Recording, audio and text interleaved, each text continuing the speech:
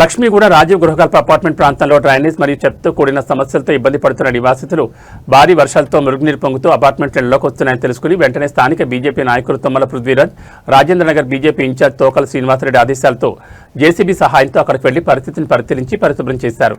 దీంతో కాలనీవాసులు సంతోషం వ్యక్తం చేస్తూ తుమ్మల పృథ్వీరాజ్ మరియు తోకల శ్రీనివాసరెడ్డికి కృతజ్ఞతలు తెలుపుతూ ఇలా మరిన్ని సమస్యలపై ఎప్పటికప్పుడు వారు అండగా నిలబడాలంటూ కోరుతున్నారు.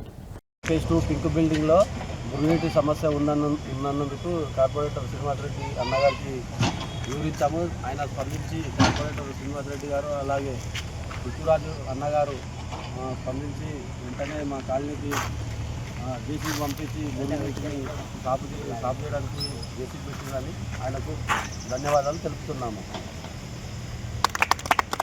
కాలనీలో సమస్యలు ఉన్నందువలన వాన వచ్చి కాలువ మొత్తం పొంగిన వల్ల పృథ్వీరాజుని అడిగినాము, కార్పొరేటర్ని అడిగినానికి చేసి పంపించాను. మంచిగా చేసాను. ఇంకా ఇట్లాంటి పనులు చేయాలని మేము కోరుతున్నాం. అందరు రావాలి ముందుకు వచ్చి ఆయన పని చేయడానికి ఉన్నాడు, మనం చేయించుకోవడానికి ఉన్నాము. పృథ్వీరాజుకు, మన్మోహన్ రెడ్డికి, శ్రీనాన్నకు ధన్యవాదాలు తెలుపుకుంటాం.